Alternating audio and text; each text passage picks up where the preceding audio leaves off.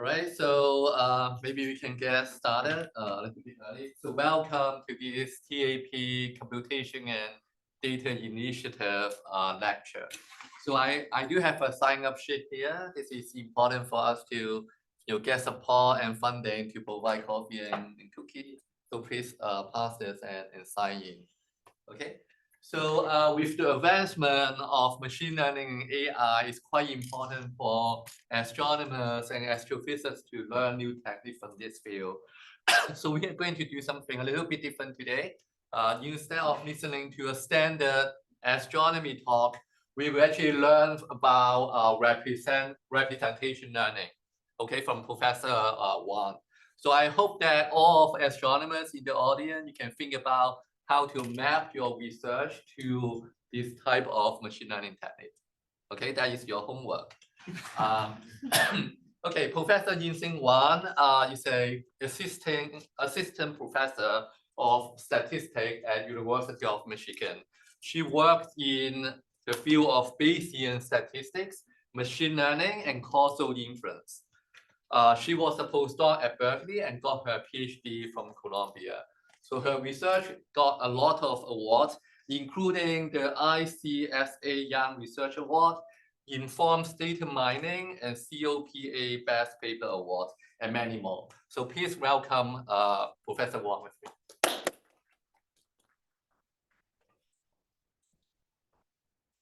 The mic. Can people hear me at the back? Great, thanks for the very kind introduction, and thanks for having me here. I'm really excited. I know nothing about astronomy, and I want to learn about it in this week here. So like CK said, the goal of this talk is more of, I'm not going to go into too much details. There's no requirement. Nobody knows, no assumption on any causal inference knowledge. It's going to be really intuitive, and I'm going to give lots of examples just to give you a sense of what we're able to do, and then like after the talk, I'm happy to talk about particular instantiations, how we're going to be able to go about that. All right. So this particular task I'm going to talk about is representation learning. So broadly, think of it as dimensionality reduction. So I have high dimensional data, like images, text, like measurements, basically high dimensional data, and then we want to reduce it down to low dimensions. And we want these low dimensions to help us with things. So in the sense that not just prediction, maybe help us understand what the underlying structure is. We want them to understand, we want them to capture important features of the data so that we can understand what's in the data. And I mean, this definition of importance is vague, and we're gonna go sort of more concrete about that. And in this task of identifying what are important aspects of data, so representation learning, we're going to talk about how causality is going to be relevant and important for it. All right, so this is actually going to cover a serious work with some of the major collaborators, Mike Jordan, who is my postdoc advisor, and Kartik, Divya, Yashovendra, all of them were at Mila, and a bunch of other stuff. So this is sort of covering, I'm trying to aim for broadness as opposed to particular tasks. All right. So just let me set this stage. Okay, it's not letting me.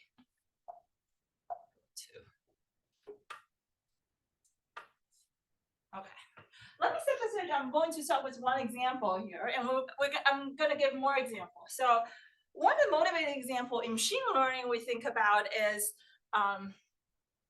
medicine. All right. So pretend I'm a doctor today, and I want to say, suppose I have a patient who comes in and I want to understand how doctors make a diagnosis. We want to understand how doctors, what doctors do. Right, so, for example, I would say that when a doctor wants to diagnose whether this patient has inflammatory breast cancer, then what the doctor will say, I'll come in, I have a patient, I have her take a bunch of CT scans, maybe do some biopsy, do some blood work.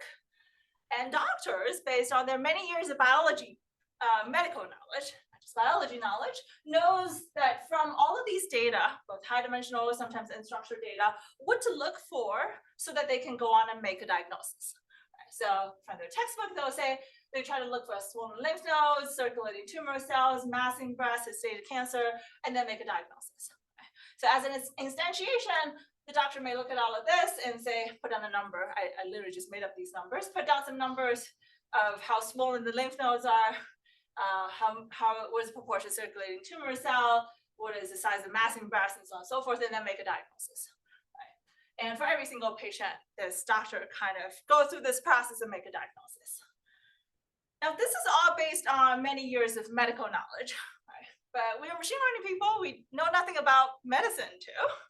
So what do? We have lots of data, and we want to say, can we build an algorithm that can tell us what to look for in these high-dimensional data so that we can make the diagnosis like doctors do? So what that means is we want to take in all of this high-dimensional data, do some processing, which we call representation learning, and we want to be able to extract some features so that these features are going to be able to help with downstream prediction or help us understand what's important in the data. So we basically want an algorithm that can turn all of these images and blood work and all of these measurements down to some important features. So I want this algorithm to tell me swollen lymph node is something important to look at. Circulating tumor cell is another feature to look at. Massing breast and so on and so forth. We want an algorithm to tell us what are important features to look at. And this is the grand vision of representation learning. We basically want an algorithm that can take complex high-dimensional data and spit out important features. Of course, like this will require post hoc interpretation, but we want to get something important. And this is an amazing vision, right? Like if we were able to do that, representation learning will liberate us from all of these manual feature engineering for us human to go into the data and look at what are the important features and kind of figure out, some complex transformations of the data where we capture important features. But when we naively do that in practice, we notice that just naive representation learning, which I'm going to tell you how we naively do it, often produce spurious, inefficient, and entangled representations in practice, which makes it a lot of times, if it's spurious, not useful. If it's inefficient, it occupies lots of space and lots of redundancy. If things are entangled, it makes it really hard for us to understand what's in there, understand the relationship between these features. We actually want disentangled features, which I'm going to define more formally later on. So we actually, despite this grand vision, which will be amazing if we're able to do that, we actually cannot do that in practice. Now, what this talk is going to be about is we have all of these difficulties. I'm going to show you what these difficulties really concretely look like. And the good news is it turns out causality can be a really powerful language for us to articulate what precisely are these difficulties and give us opportunities to resolve these difficulties in a rigorous way. We can target our representation learning algorithm to avoid these challenges in representation learning. And I want to say this is a big area. I'm focusing something really fundamental here in the sense that people look at like multi-domain data, multi-environment data, like complex data structures. For all the talk today, I want to start with something really basic, which is I just look at a single data set. There's no complex data structure and magic we can do. This is just vanilla single data set. Either it's like complete unlabeled data set, like a data set of unlabeled images, or it's a single data set of supervised data set, like have images and labels. I will talk about both supervised and unsupervised settings. We're not going to leverage complex structures or auxiliary information. Let's just say, just look at this most basic data sets. What do these issues look at? How can we just leverage causality to solve that? All right, so this is broadly what we have in mind about this talk. So as some instantiations, this is a map through example. So this is the example I was talking about. We're going to take a combination of all of these like unstructured data. We want to learn some mapping from all of these data down to some important features. Right, so the goal, if we make it really concrete, the goal of representation learning is to learn this mapping, learn this function that would take in these complex high-dimensional images and other measurements and down to these low-dimensional features. And I want every single dimension to be meaningful, which I'm going to define later on. We could do it in medical setting. We could do it with images. We're just taking every single image and reduce it down to some low-dimensional representation. So here, you could say this is an example. Put them down to three-dimensional representation where I would want similar images to be closed in the three-dimensional space. So if you look at SeaWorld and dolphin, they're going to be close, whereas camera and Paris are going to be farther away, right? So we want our representation. One signal of them capturing important feature is they are going to be able to group our data in some meaningful ways. Like if they're similar looking images, they should be close by in the representation space. Right? But of course, this is not all we wanted. Again, in text, we can do similar things. This is broadly think about sequence data, or if you have time series data, you can also think about it like this, where we take in a sequence, here this is text, and we can put them down to two-dimensional space. You can do higher, this is just for visualization. You can see that for two sentences that are similar, like a sad boy is walking and little boy is walking, they're similar sentences, they're going to be close by together, whereas it's a very different sentence, there's a dog running past the field, a very different sequence, they're going to be farther away. Again, the goal is to take the sequence and find this mapping so that we're going to map it down to some low dimensional space, which are going to capture important features and going to help us understand what do these high dimensional data points kind of, or how do they organize in this complex space. So these are probably examples. So I want to go slightly deeper into these challenges. I mentioned a couple of challenges: spuriousness, inefficiency, entanglement. Let's just first look at a spuriousness as the most obvious example. And I'm going to tell you how we naively do it and what really the issue is. So why might naive representation learning produce spurious features? So I'm going to start with simple image example, really toy. All right, so suppose this really toy example. So suppose I am working with a classification task and I'm looking at these images. And the goal of this classification is to understand whether there's a dog in this image. Super simple. Right, so I have a bunch of dog images where I have label 1. I have a bunch of non-dog images. I have label 0. So my goal of representation learning is I'm given a bunch of these images and their corresponding labels. So this is a supervised setting. We're going to go to the unsupervised later. So we have images in their labels. The goal is to find this representation function that take in the image and map it down to some low dimensional space. And I want them to capture important features. Again, vague. We don't know what importance means, but this is roughly the goal. So we do in machine learning. What do? We have a supervised data for the neural net. Right, we take in our images, pass through a neural net, or use a favorite prediction algorithm. Try to predict the label, and then take the last layer, or take the whatever after transformation, take the last layer, and just use that as representation. Right? I mean, this is the last set of features that's leading to our prediction. They must be useful, important in some ways, right? So we fit a neural net, take the last layer to be representation. Now, the issue is if we just naively do this, in a lot of cases, especially when data is super high dimensional, the predictions are unfortunately awfully wrong. So I should run this experiment and go in to look at what are the predicted labels of images. So if we look at these, I mean, this image has dogs in there, but has a yellow background, predicted label 0, so I got it wrong. This is correct, there's a dog in there, this is fine. These 2 dogs on a wooden chair is predicted label 0. Again, I'm getting wrong. Here, this one doesn't even have any dogs in there, but has grass and predicted label 1. And I got a lot of things wrong if you look at individual images. So if we kind of zoom into that and look at these wrong predictions, we squinted it, and really it seems like the representation that we are using to do prediction is picking up the features whether the grass is present in the image. Since whenever there's something green, it predicted label 1. Whenever there's nothing green, it's predicted label 0. This is what people call spurious features. My goal is to predict whether their dog is in there, but I pick up the grass feature and use that for prediction. let me first assure you that this is nothing about neural net. I mean, you use any other prediction algorithm, it's going to get it wrong too.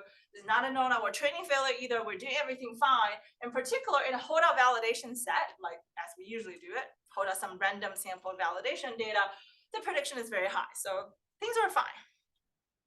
Now, what went wrong here?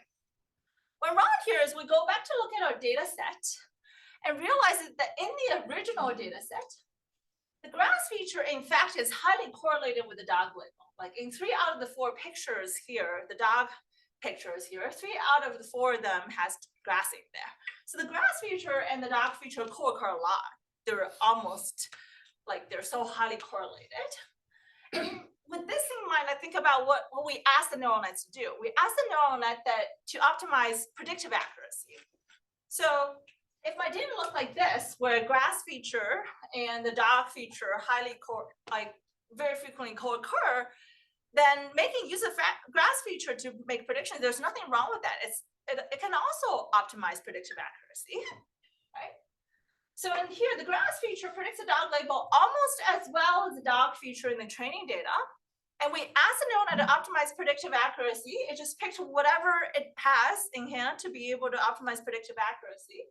And it did what we told it to do, right? It did go on and optimize predictive accuracy, even though it made use of the wrong feature.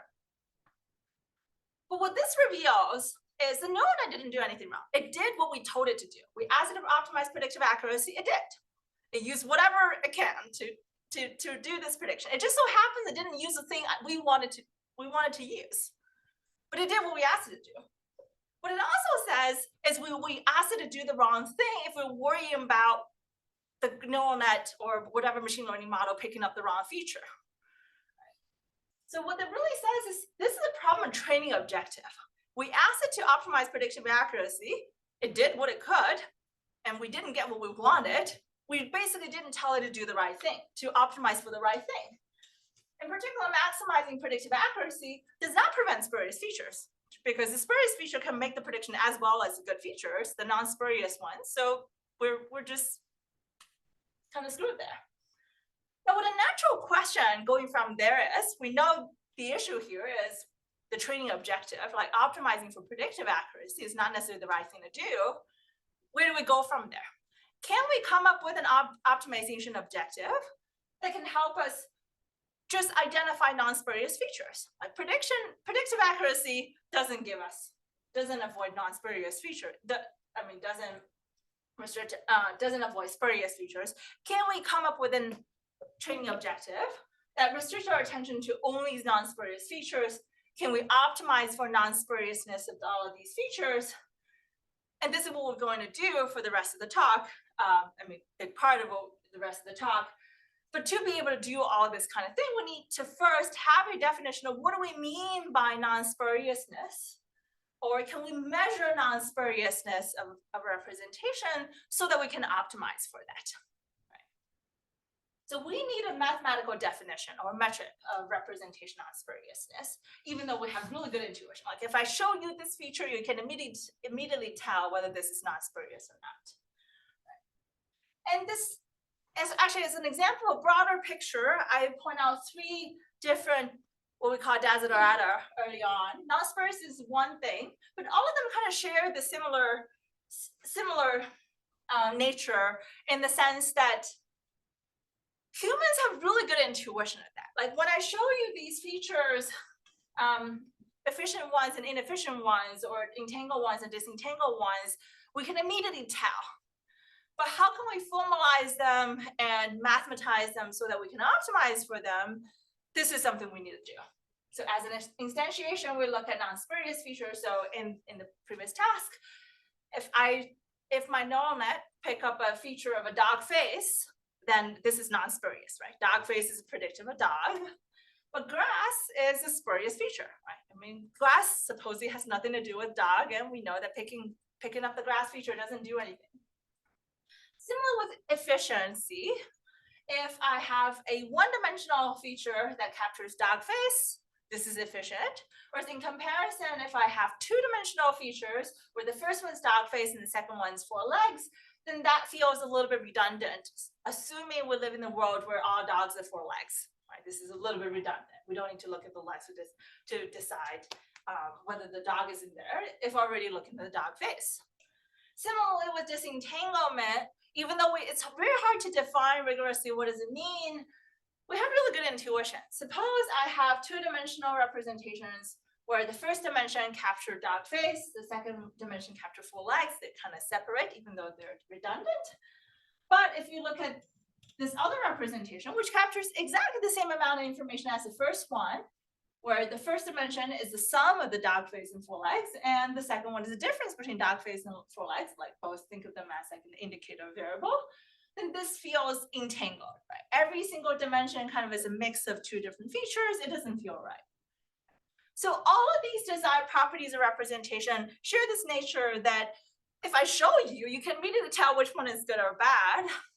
But can we articulate them, mathematize them so that we can just bake all of these desired properties into our algorithm so that we just go ahead and directly get non-spurious, efficient, and disentangled representation? This is what we want to do. We want to automate this process. I can't just come up with whatever features and always come back to my collaborators and check it for me. Is it what you wanted? If it's not, let me go back and do it again. This iterative process is too slow.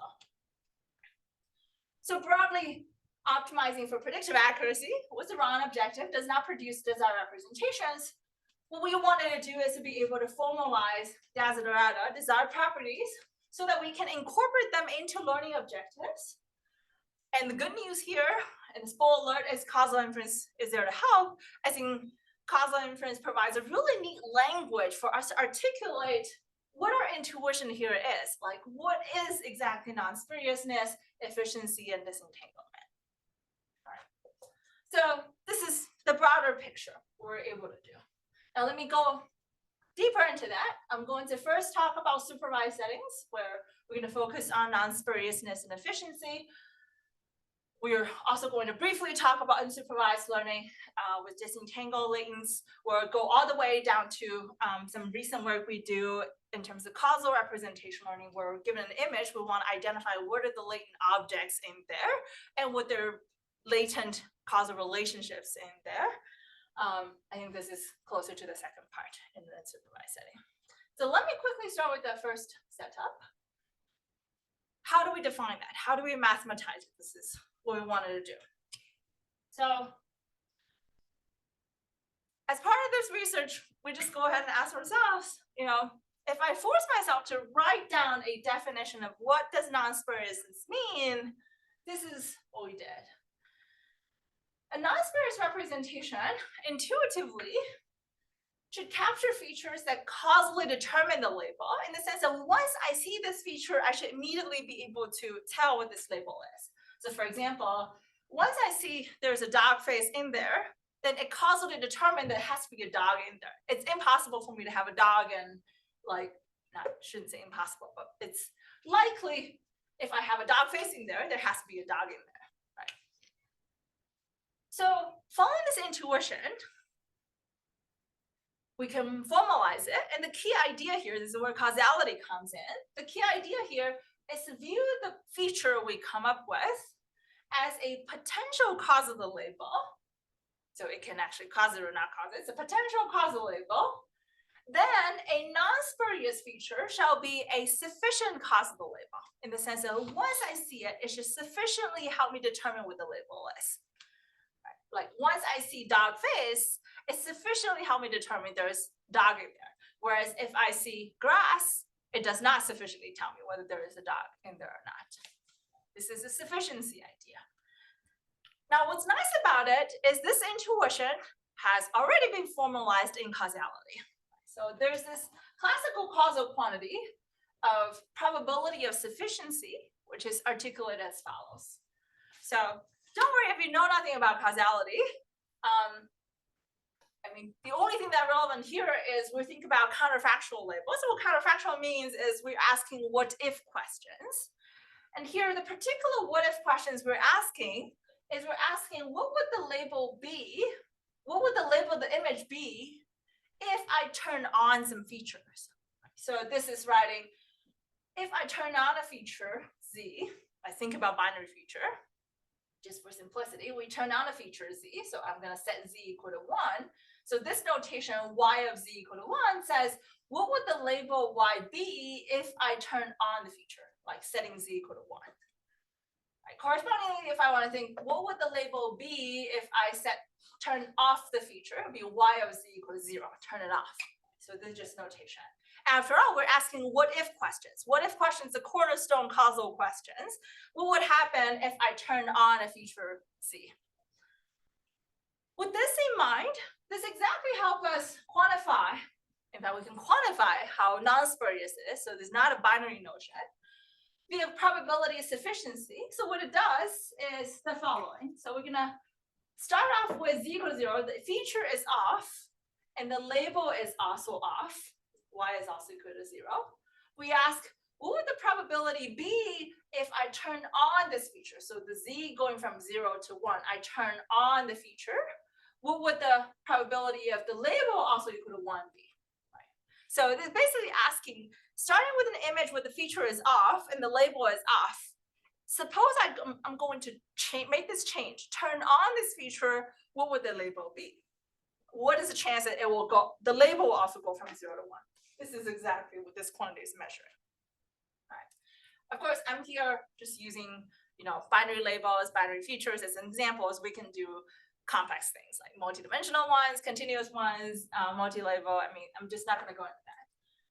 I want to take this opportunity to cross-check with their intuition, because we've been keep talking about this grass and dog thing.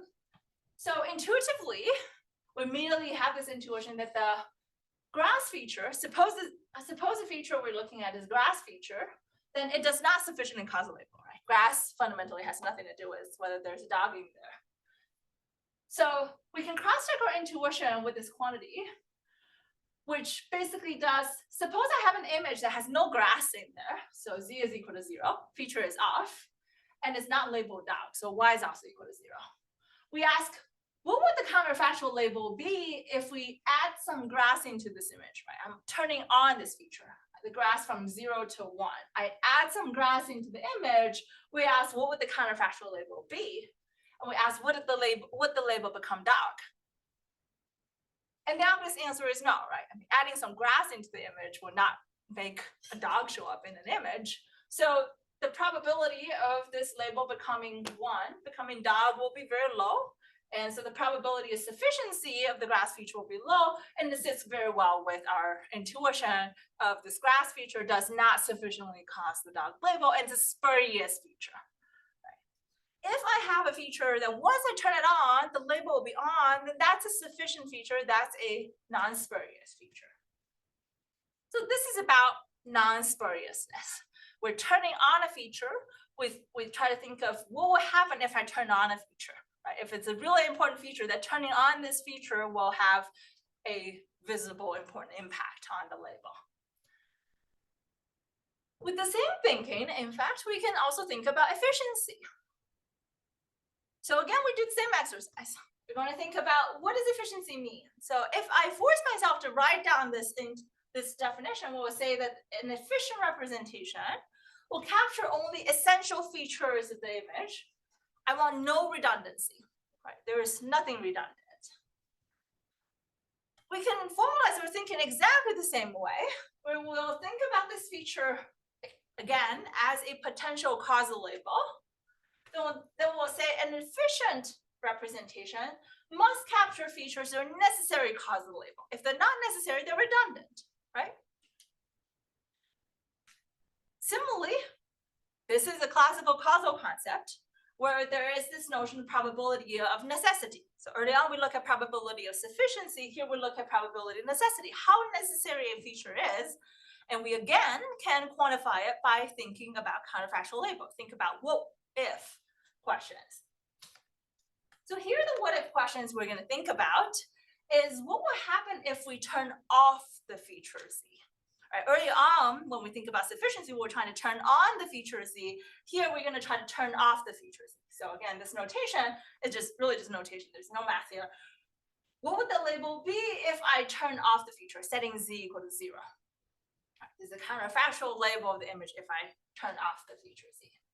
Now with this notation, we can quantify our probability necessity just like how we did earlier. So what we're going to do is we're going to start with an image where the feature is on and the label is also on.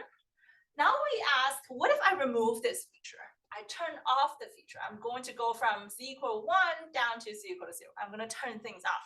Early on, we were turning things on, going from z equal to 0 to 1. Here we're going from z equal to 1 to 0. And we ask, what would the label be? What's the chance that the label will also go from 1 to 0 as we turn our feature off? Right? And this, again, is something we can cross-check over the intuition.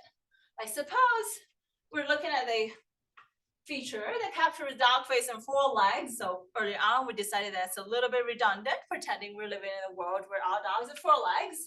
We can ask, does this feature necessarily cause a dog label? Again, because it's redundant, we feel that it's not the necessary. We capture more information than we wanted.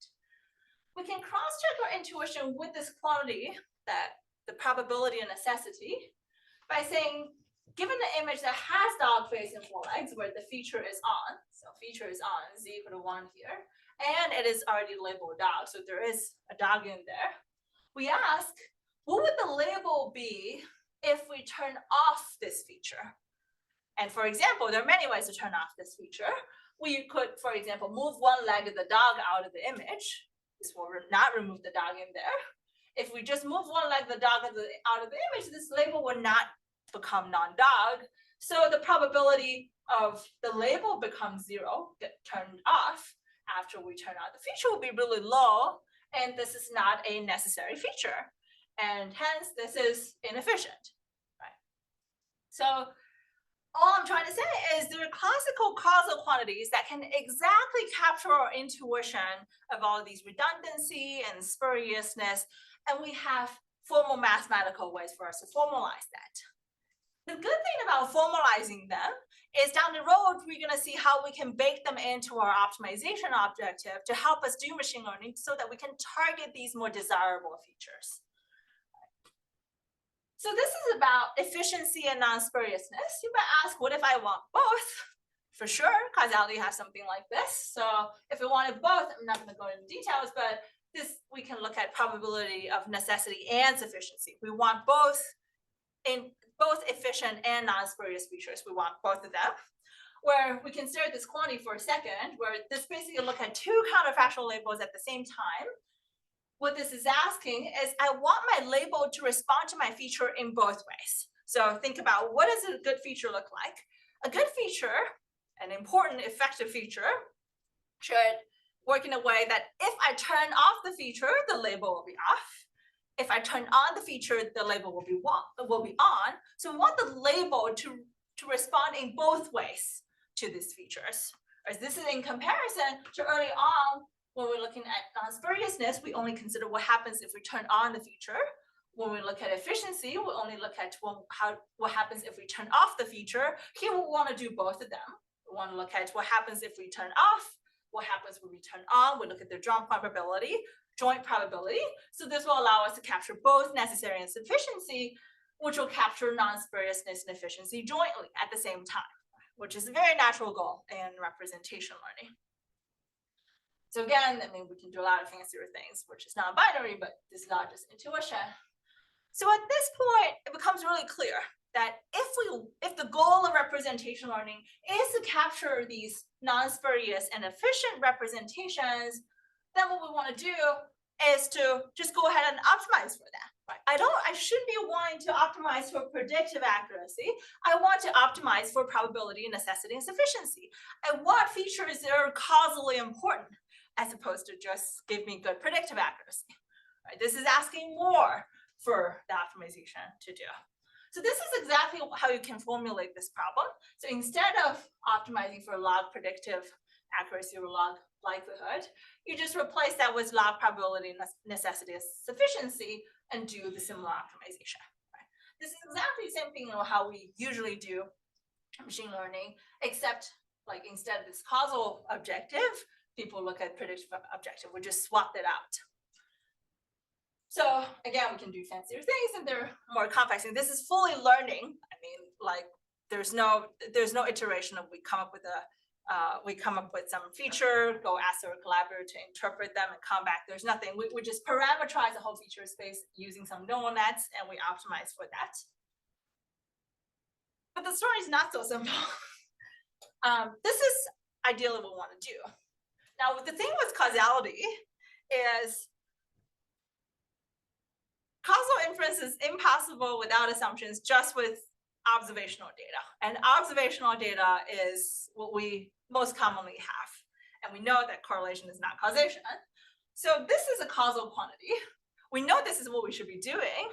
How do we get this causal quantity is non-trivial, right? So, I mean, there are lots of technical work. I'm not going to go into details, but there are lots of technical work that goes into there to help us understand when and how we can calculate this causal quantity and under what assumptions just from observational data. And we'll require assumptions, I'm sure you, and we'll need to make different assumptions in different scenarios. But that's expected because if anyone is coming to you and tell you we can do assumption-free causal inference on observational data, they're selling snake oil. Right? If you take nothing from this talk away, this is it. Causal inference 101.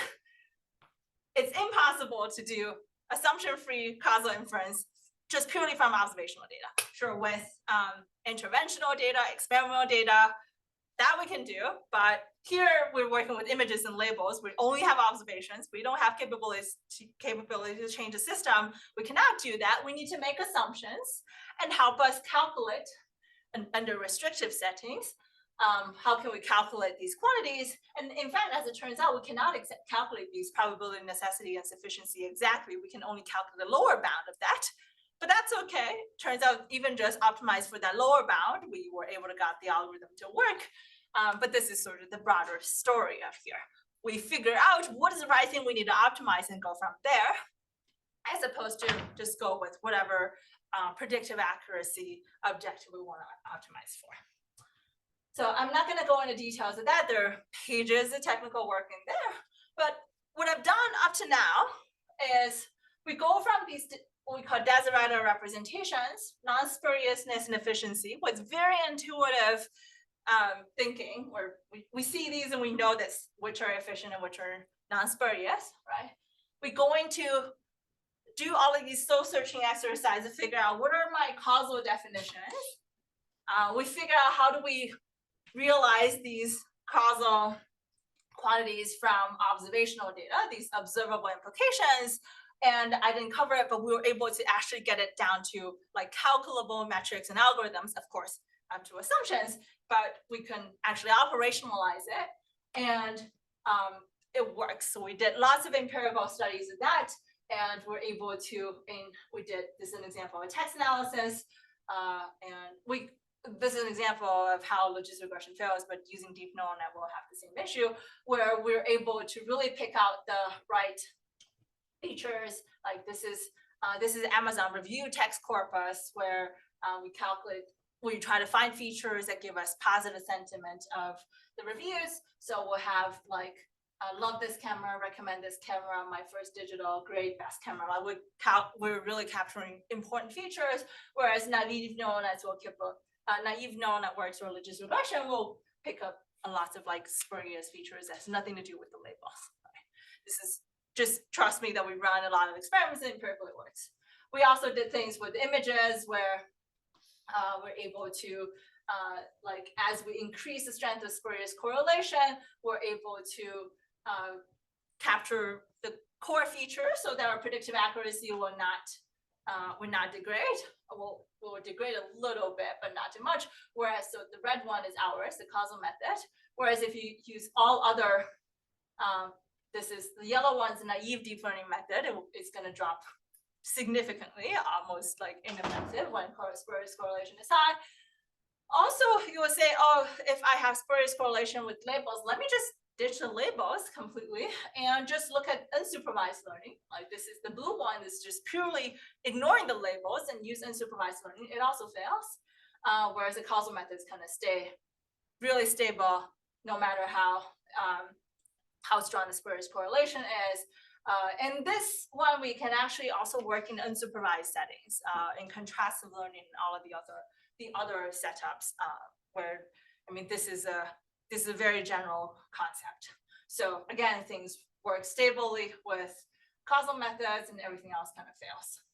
So the big takeaway here is really thinking hard about what we're trying to optimize and then go ahead and operationalize it. And here we're not using anything fancy. We'll literally just work with the most classical setting of a single supervised data set. And this one is single unsupervised data set. No special structures. There are still things we can do. So this is mostly about non-spuriousness and efficiency. Let me look at the time a little bit. I have 10 more minutes. Yeah.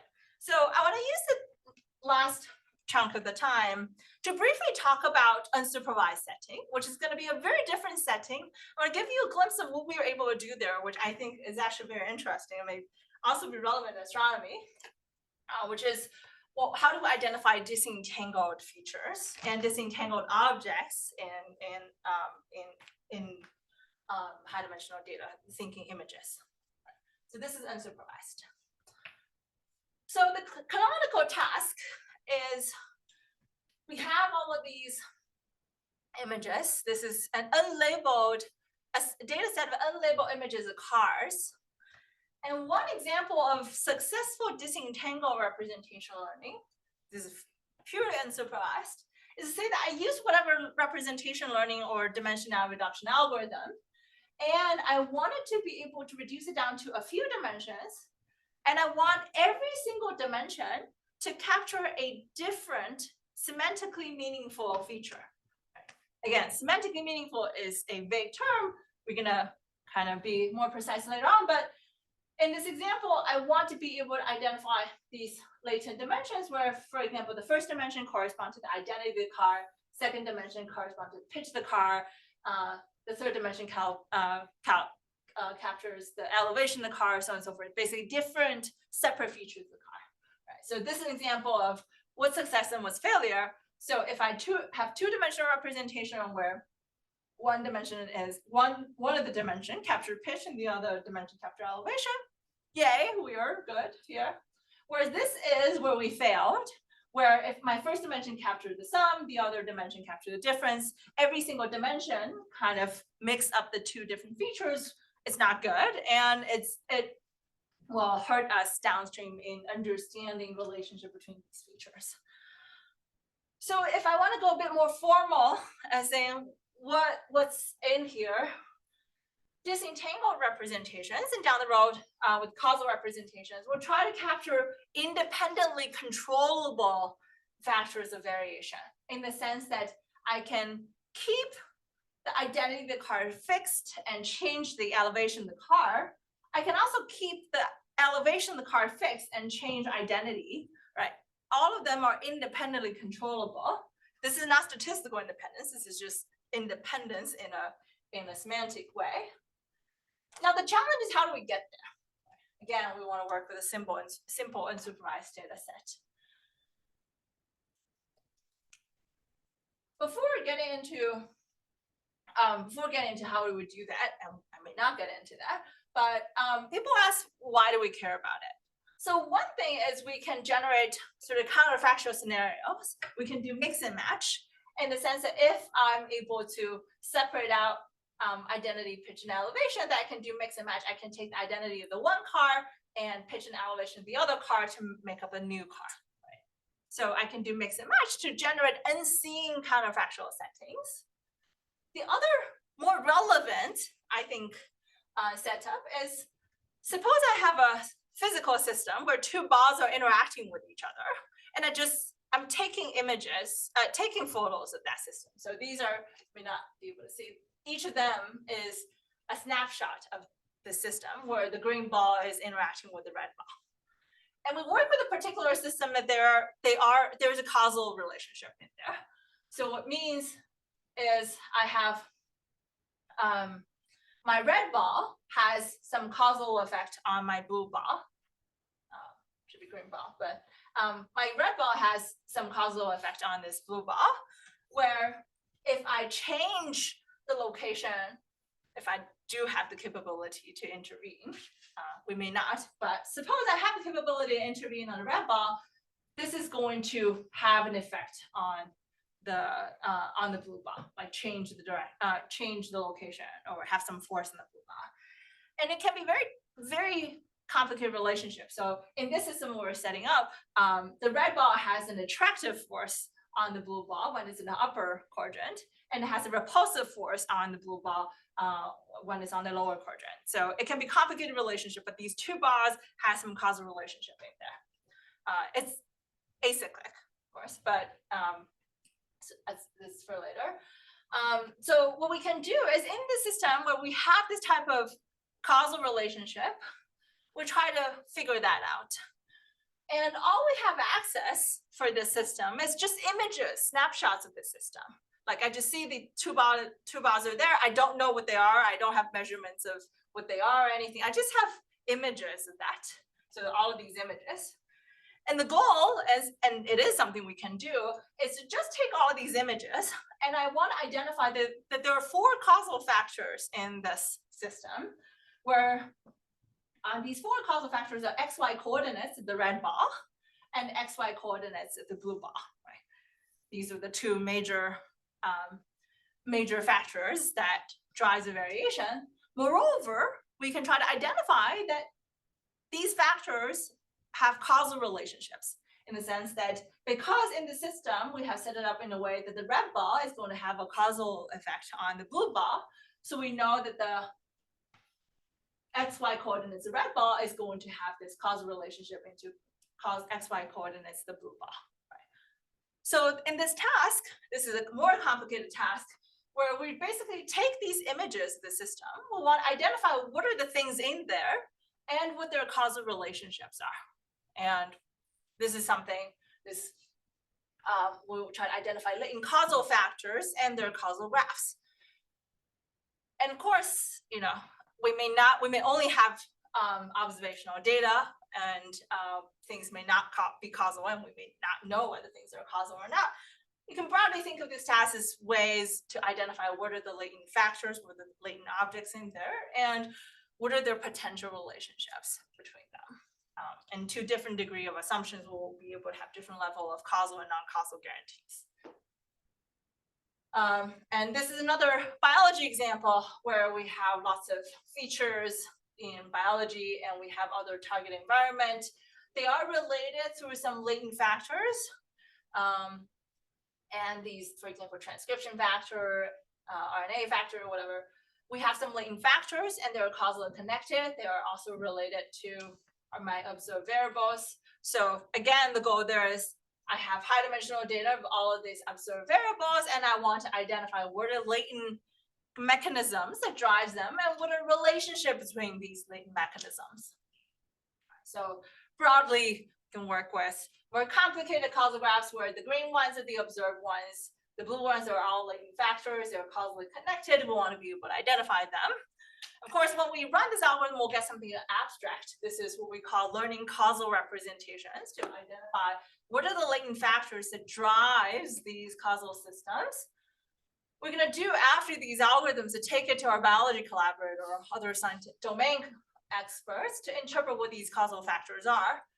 And the work we do there is to make sure that if the system is truly generated by these factors, we can provably identify them. We know we're looking at the right thing, we just don't know what they are. So we can take them to our collaborators to interpret these causal factors. And down the road in biology, of course, we want to design effective interventions, but in other domain sciences, we may just want to understand what the system is and what their causal relationship is. I don't know how much time, I'm almost running out of time, right? Right, so this is broadly what we can do. So thinking like if I have measurements of galaxies, maybe there's something we can do, similar things we can do there. The things may be cyclic and all of that. That's something we can talk offline. So I think I'm not going to details of that. I mean, there's a whole suite of algorithms we can deal with where we actually look at support of the latent factors, which will allow us to do provable identification of these disentangled features. And the algorithm is super simple. We basically come up with some regularizer, and it works really well. As in, this is a metric that can nicely separate good disentangled features versus entangled ones. So that means this is an effective feature, effective metric of disentanglement. And that regularizer, very simple regularizer, is super effective.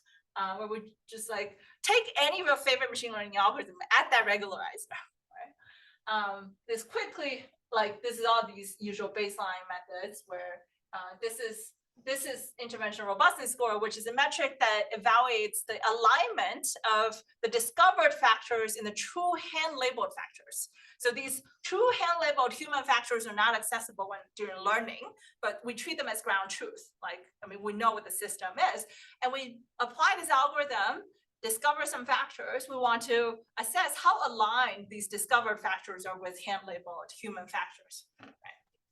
So this is alignment, and I mean the max is 1. Just adding this regularizer quickly boosts, bump this score up, right? And this is where we kind of try to go in to see what exactly happened. This is exactly because of the regularization we put in, where we increase the strength of regularization, it quickly bump up this alignment. So quickly, just by adding, truly just because by adding this regularizer, we're able to more reliably discover these features.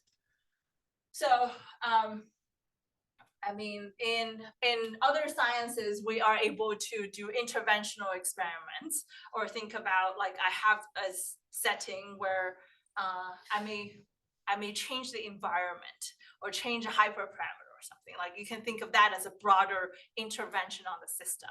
It doesn't need to be like a very precise intervention. So if we have interventional data, then it will especially be helpful if we have like latent causal factors that are causally connected. This will really help us understand the causal relationships. Again, it doesn't need to be like very precise intervention. We just need to know something has changed. Something about these latent factors has changed. Of course, depending on how much knowledge we have about that something has changed, we can reach different level of separation disentanglement. But this is, again, showing that with interventional data, there are a lot we can do. We can actually, a lot of cases, identify the latent systems and their causal relationships. We have series of, there are provable results, but also empirically works, which is more important. We can, in general, also work with more general multi-domain data where we are unclear what changed. We have many things change simultaneously. If we have many different domains of data, just like in every single domain, an unknown subset of things changed in some ways, there are also possibility of doing things. Of course, the things we can do is much less in these like more unconstrained setting, but there are still things we can do. In particular, we can separate out what are the features that gets constantly changed and manipulated, and what are the features that's stable across all of these domains. This is what we can really separate out. But yeah, I want to quickly close with some quick takeaways, and I'm going to open the floor up for questions. Broadly, I covered many things. I want to give a broader overview of what we are able to do. This is a series of many years of work, and there's a whole community sort of working on that. We look at both supervised settings about non-spuriousness and efficiency, where we look at probability of sufficiency and necessity, which is a super intuitive concept. We also briefly look at unsupervised settings, where I talked about disentanglement and causal representation learning. We identify latent factors that are causally connected. The nice thing about all of these conceptual development, these causality concepts, is we can actually operationalize them. They actually lead to metrics that allow us to measure how desirable these representations are, including non-spuriousness, efficiency, and disentanglement. And they give us learning algorithms that directly target non-spurious and efficient and disentangled representations. So and it empirically works. It reveals possibilities of learning all of these representations without any fancy structured data. Of course, like these fancier structured data with multiple environments, invariants, auxiliary labels are going to be helpful, but we take the step back and just ask, with the most common data set setup, there are also things we can do and can be quite successful at that. And this last thing is a shout out for causal inference, where we in general think about it as super difficult task, which is, it's high stake when people work with RCTs in medical domains and all of that, super critical. There's lots of opportunities bringing these ideas into machine learning, and it can actually give us a much more tractable way of thinking about it, because in all of these representation learning tasks, I don't care that much about how exactly I'm calculating these probability of necessity sufficiency. As long as our calculation or approximation can give us useful, efficient representations, we have done our jobs, right? I mean, this is our goal in machine learning, is to understand data. This is a much lower stake setting, and there are a lot more opportunities here. So with that, I'll close my talk. This is a subsample of the serious work. We have lots of work in this space. Thank you. Hello, thanks for the very nice talk. Any questions?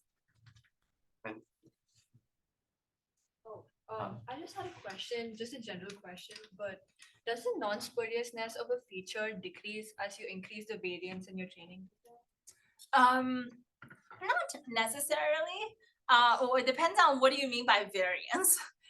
If you mean variance as in variation among the two spuriously correlated features, like if you say in my original data, the dog feature is highly correlated with my grass feature, but I increase its variation to make them not as correlated, sure. But you are breaking the spurious correlation by hand. But if, like a lot of times these spurious features are just like systematically correlated in the sense that dogs are just more likely to be on grass. People like to take photos when dogs are on grass. It's much harder for people to take photos when dogs are in water.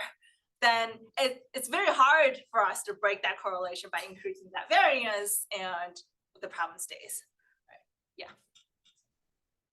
So does like obtaining the like features with these desirable causal properties, does that have people examined, does that yield robustness to like adversarial attacks, or is this distinct? It will. It's a sufficient but unnecessary thing. So if you get causal features, then they are the right thing of how people making decisions. It's the most robust thing. But there are a lot more other features that can be still adversarial, probably not adversarially robust, but can be robust to some extent that doesn't need to be causal. Yeah. When you were talking about the non-spuriousness and the efficiency, you were mentioning about like turning off features and turning on features. Mm-hmm. Is that just for like one feature, or can it also be applicable to multiple features? Yeah. And it doesn't need to be binary features. I'm here mostly just trying to give intuition. Like it's very clear what do we mean by on and off. In the algorithm, we actually need to work with continuous features. So it's about setting that particular feature to a particular value. So it's no longer on and off, it's a continuous value. So yeah, the algorithm can work more broadly. I want to give the intuition here. I think, follow-up question. How is the loss function designed? Can you give more details about that? Oh, sure. Basically, I mean, it's at a high level. So this loss function, right? So this loss function, this probability of necessity and sufficiency is a counterfactual quantity. So like in the sense that, I don't know to what extent you guys know Peirce's causality, there's level 1 observational inference. There's level 2, which is interventional inference, and there level 3 counterfactual inference is of increasing difficulty. This is counterfactual inference. This is the hardest possible thing to do. So usually if you think about people calculate average treatment effect, that's level 2 inference, whereas this is level 3 inference, which is super difficult. So to be able to operationalize that, we need to climb down the level. So we need to first go from counterfactual inference down to interventional inference, which is what people usually do causal inferences in average treatment effect. So what that means is, in fact, we cannot immediately reduce. This is where the gap is, where we can only lower bound this counterfactual quantity by differences between two interventional quantity. So this, in fact, is actually like when both feature and the labels are binary, this is literally average Truman effect of that feature on the label. So you can lower bound this quantity, counterfactual quantity using some interventional. This is tight. There's like we can't improve upon it. It's just this gap has to be there. This is a harder inference. And then this is still causal quantity as the average Truman effect of that feature. We need to calculate from data, which is a whole different set of how do you do causal inference and calculate average Truman effect of the features. Yeah. So we ended up I don't know if I have it here. We ended up needing to do some like adjustments, backdoor adjustments, and like regression adjustment to do that. That's broadly the thinking. There are quite some technical stuff and assumptions in there. We can't get around assumptions. It is what it is. Yeah, so maybe Thanks for a nice talk. So now that these large language models and these generative models for image generation have gotten so popular, there's been lots of discussion about how these things are helping to amplify some of the human biases that we have because they are trained on data in which those biases are imprinted on. It seems to me that this would be a very helpful way of capturing or understanding whether different features are correlated because there could be a causal connection, or whether this is just some correlation that arises just due to what's in the data, which might not necessarily imply a causal correlation at all. So I don't know if it could be helpful for addressing those kind of issues. Yeah, I mean, this is a really interesting thought. I mean, there are some my colleagues who are starting to embark in this direction where they try to first match up the large language models, whatever foundation models, inference, like prediction, input and output, match them down to a causal graph to say that the large language model first look at these features of the input data, make this decision, and then further do some transformation and finally get to the output. They try to, they call causal abstraction. I abstract a complex neural net into some causal graph that's hopefully captures some more latent factors, like more meaningful latent factors. And going from there, we go in and interpret, are they spurious or are they real? As in, like, are they using the right features and what is the relationship between these features? So yeah, there's some work in there. People are just getting started. It's very sparse. maybe the last question. Hi, that was a really interesting talk. I'm curious if you, I guess, encounter features that are like seem to be like important for your classification or whatever case you're using, but like can't be broken down into like meaningful, understandable components, I guess. And in those cases, how you go about evaluating, or what if there's like a new component to your image that is not like a previously understood property of your system? Yeah. So this is a good question. So this is the simplest possible setting I'm presenting. There are more recent work where we can work with multiple views of partially observable system, which is like what you're saying. Maybe in one data set, I only have one view of the system where maybe something was always hidden at the back and I never see it. There is some occlusion. I look at that data set. And maybe I have another, like later on I collect another data set from another view where that object was hidden at the back showed up. And so now I have both views of the data sets. They're both partially observable. Like in each view, there are some latents. There are newer techniques that can handle that. So if we have multi-view but partially observable system, like in some views that have some new objects, you can look at all of these views jointly and identify certain view-specific objects or factors and their shared factors, and yeah, you can do all of these things. Yeah, this kind of stuff works best when you have some form of dynamic data. With purely static, there's some work about just strong assumptions. Yeah, again, this is like two different level assumptions. We can and like the richness of data, there are different level of things we can do. We may not be able to fully identify every single factor, but there are things we can do. Okay, that's great. Thanks for the very interesting talk.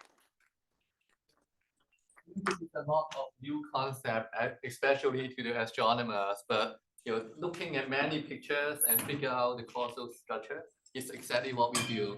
So I already did my homework. I mapped the dog to jet, and I mapped the grass to galaxies. So I hope you also finish your homework. Yixin is going to stay here until next Wednesday. So please fill your name in her schedule to schedule meeting with her. And we will also have some group discussion on how to apply causal learning to astronomy. So feel free to join all those discussions. Yes. So the discussion, the time of the discussion is already on the schedule, right? Yeah, so there's something already on the schedule that you can join, but you can also sign your own name. Yep.